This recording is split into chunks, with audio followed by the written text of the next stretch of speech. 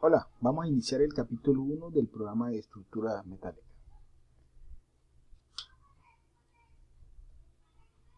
Principios generales y criterios de diseño. Para comenzar, debemos saber qué es el acero. El término acero es una familia de aleaciones de hierro y carbono con unos porcentajes muy bien definidos de carbono, el cual está entre el 0.15% y el 1.7%. Si ese porcentaje de carbono disminuye por debajo del 0.15%, estaremos en presencia de un hierro dulce, y si por el contrario ese porcentaje de carbono supera el 1.7%, estaremos en presencia de un hierro colado. Eso es lo que tiene que ver con los aceros en general. Pero el acero estructural se caracteriza por su contenido de carbono, el cual está entre el 0.15 y el 0.25%. Si ese porcentaje de carbono aumenta, estaremos ganando resistencia, pero al mismo tiempo estaremos perdiendo ductilidad y soldabilidad en ese acero. Lo que nos lleva a afirmar que los aceros que tienen mayores resistencias tienen menores ductilidad. Sin embargo, hoy en día existen muchos procesos y agregan muchos elementos al proceso, el cual permite mejorar esa capacidad estructural del material. Por ejemplo, podríamos agregar manganeso o sílice, que nos ayuda a aumentar la resistencia del material y la soldabilidad del mismo. O podríamos agregar cromo para ganar resistencia y ganar capacidad o resistencia a la corrosión. Podríamos agregar níquel para ganar resistencia y mejorar su capacidad a la deformabilidad. Ahora bien, la NRC10 en su título F2 incluye varios tipos de acero para el uso estructural. Hasta hace unos años el que más se usaba era el acero A36, era el único que se conseguía en el mercado, de hecho. Hoy en día ya podemos encontrar otros tipos de acero, pero el más comercial, y digamos que casi todos los perfiles que están actualmente en el mercado, son de acero A572 grado 50. Ahora bien, si revisamos un poco la historia de los primeros usos del hierro y el acero, podríamos decir que no hay evidencia desde cuándo se comenzó a usar dicho material. Pues algunas literaturas hablan de algunos objetos encontrados en las pirámides de Egipto, los cuales eran de hierro. Podríamos decir que el primer uso del hierro en una estructura se remonta entonces al año 1779, con la construcción en hierro colado del puente sobre el río Cerver. Para esa época se volvió muy común usar el material hierro colado en todo lo que eran puentes ferroviarios. Y desde entonces muchas estructuras fueron construidas con este material realmente. Aunque la fabricación de acero se remonta a 2000, 3000 años antes, realmente no existía un proceso o un método de producción muy económico, ¿no? No fue sino hasta el año 1855 con el proceso de Bessemer, el cual permitió reducir los costos de producción del acero en más de un 80%, y permitiendo la producción en masa del mismo. Este proceso fue usado hasta los principios del siglo y reemplazado por mejores métodos de producción. Pero gracias a este proceso ya se podía construir grandes cantidades de aceros estructurales, y en el año 1890 era realmente el principal metal usado en la construcción. Ya hacia el año 1884, fueron laminadas las primeras vigas de acero y utilizados en muchos proyectos, entre los que se destaca el edificio Hormuz en Chicago, el cual tenía una estructura mixta de hierro colado. En las columnas eran de hierro colado y las vigas ya eran de acero.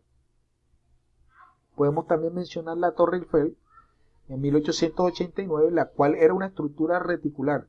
Esta era netamente en hierro dulce. Y fue una estructura muy importante, dado que fue la primera estructura en incorporar elevadores de pasajeros accionados mecánicamente, y desde ahí comenzó, digamos, el boom de la construcción de los edificios altos, porque ya permitió usar ese método de transporte vertical en los edificios.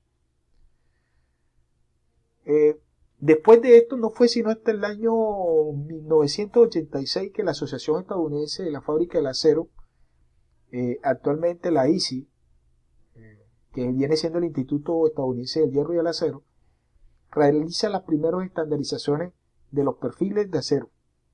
Y de ahí ya comienza la construcción del acero a nivel mundial. Si hablamos en el ámbito local, podemos decir que en Colombia los primeros usos del acero o de estructura metálica fueron puentes ferroviarios, y el primero de ellos se construyó hacia el año 1852, que era sobre el río Apulo, en Girardot.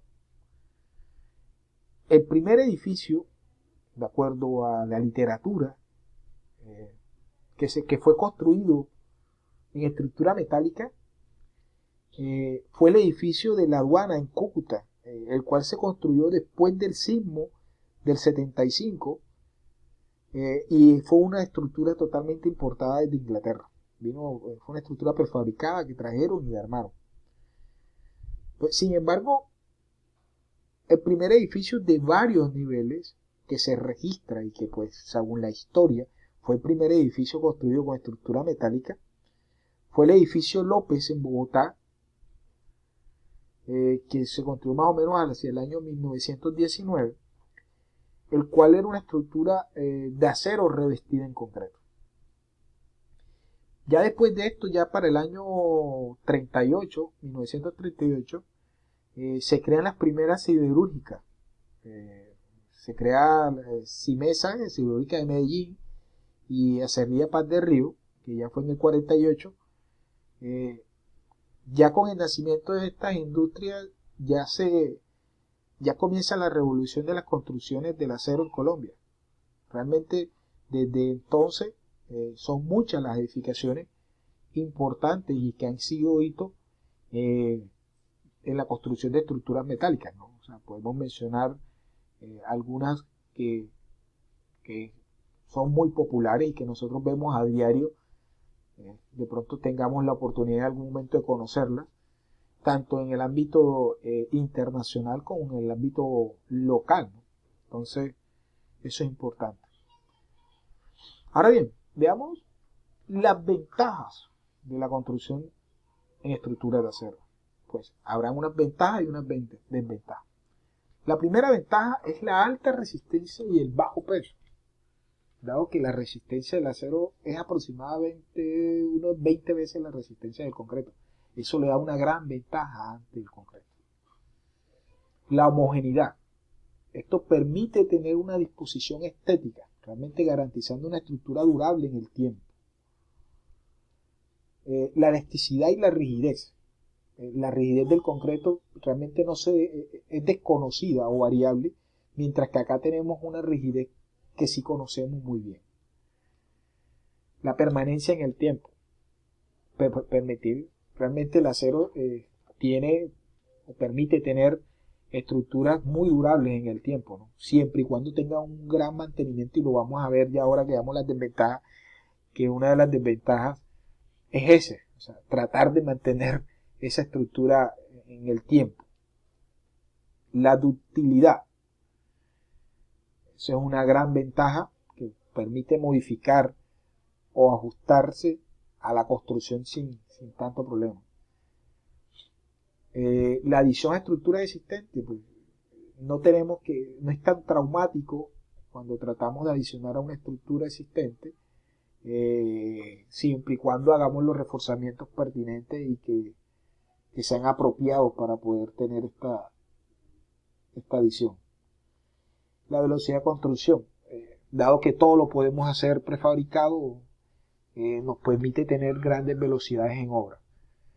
Claro está que, y la experiencia lo dice, no siempre cuando ese valor no se lo podemos dar, o la velocidad o el tiempo en la obra no tiene un valor para nosotros, realmente no vendría siendo una ventaja. Pues la limpieza en obra es clara, ¿no? O sea, las estructuras metálicas no generan tanto escombros, tanto desecho como genera una estructura de concreto. Vamos a ver la desventaja. La principal desventaja son los mantenimientos, el costo de mantenimiento.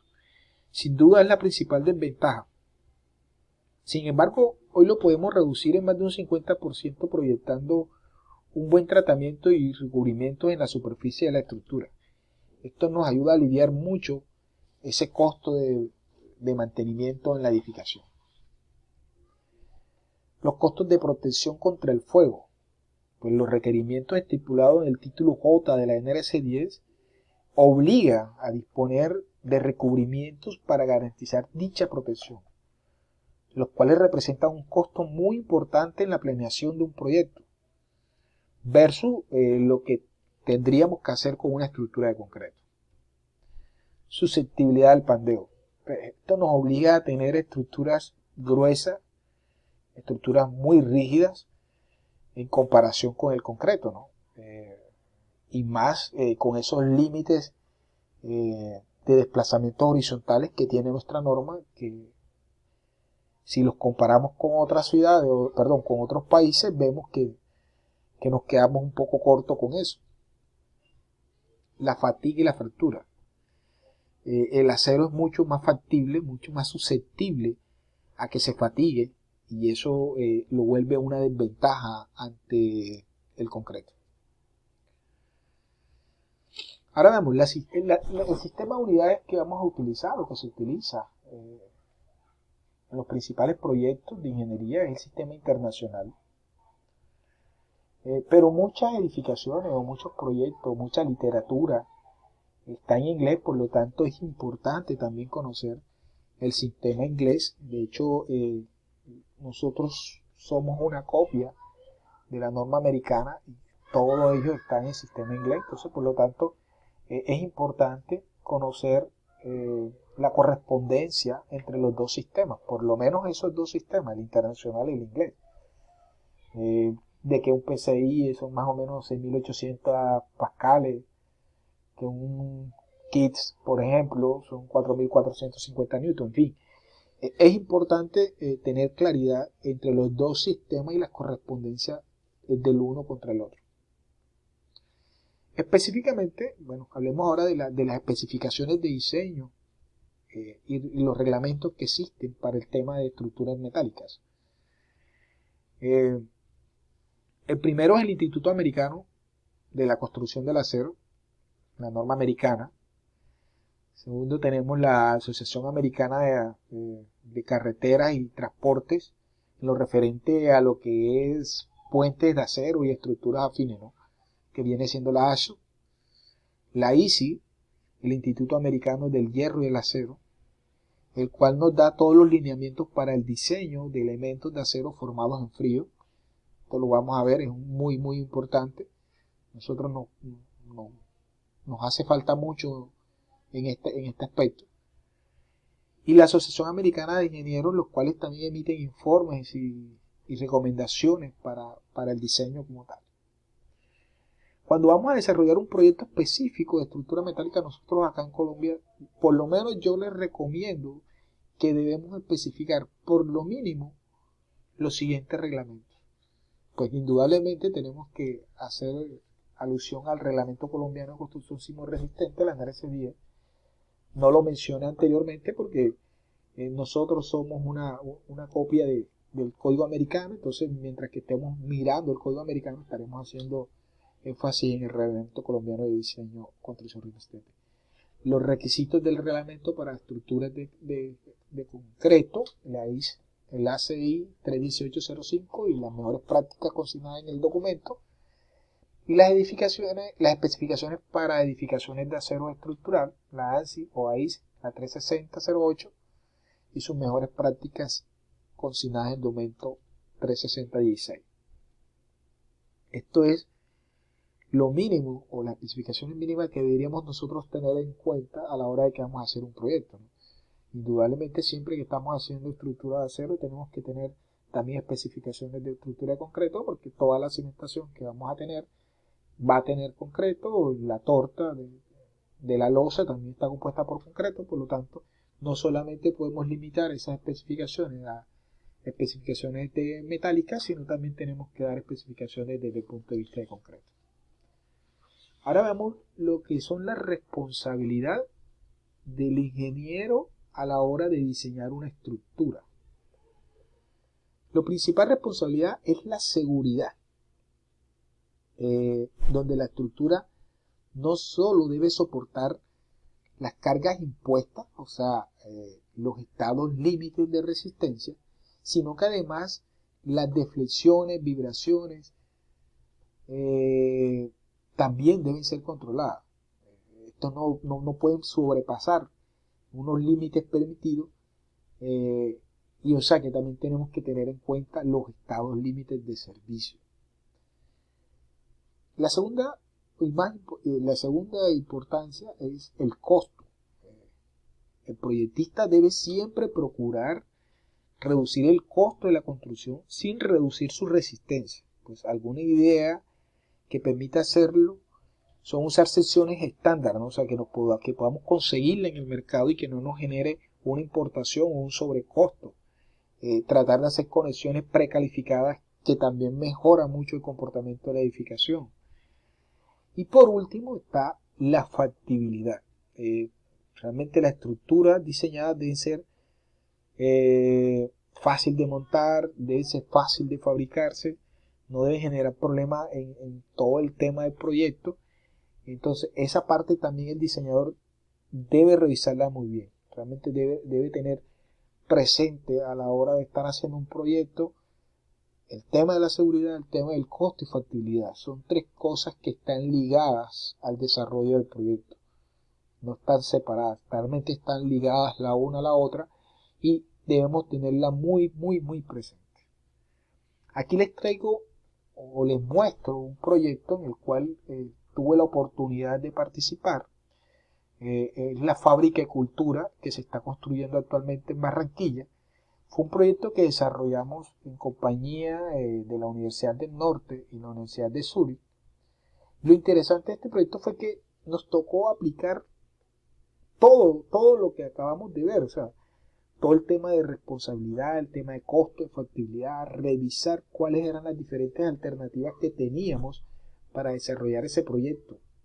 Evaluamos, diseñamos estructuras de acero, de concreto, mixta. Desafortunadamente, afortunadamente al final logramos obtener una estructura que cumpliera con los requerimientos y en este caso nos quedamos con una estructura de concreto. Pero lo importante de este proyecto y el reto más grande era la escalera escultórica que tiene en la mitad, una escalera metálica que tiene un diámetro de 10 metros y la cual se volvió muy importante. Si se dan cuenta en la imagen de la modelación que vemos acá, podemos ver que la estructura tendemos a hacer unos pórticos resistentes a movimientos. Sin embargo, tratamos de mezclar un poco el concepto de cerchas y todo este tema para poder darle solución a unos requerimientos arquitectónicos muy específicos. Eran pórticos que necesitábamos cubrir una luz de más o menos 20 metros. Y este proyecto quiero que lo usemos como base en el desarrollo de nuestro proyecto integrador. O sea, trataremos de usar la información de este proyecto y lo veremos en su momento cuando nos toca hablar del proyecto integrador, cuáles van a ser los requerimientos que vamos a obtener, porque nos permite enfocarnos en un proyecto que se está construyendo, aunque no en metálico, sino en concreto, pero podremos tener algunos datos importantes que nos permitan comparar costos, que nos permitan conocer las ventajas de un sistema versus al otro sistema. Entonces, lo quise traer aquí a colación para que lo tengamos muy presente y los que tengan la oportunidad de pasar por allá donde lo están construyendo y visitarlo, bueno, ahí le dejo la información. Bueno, esa es la primera parte que corresponde a la primera sección del curso.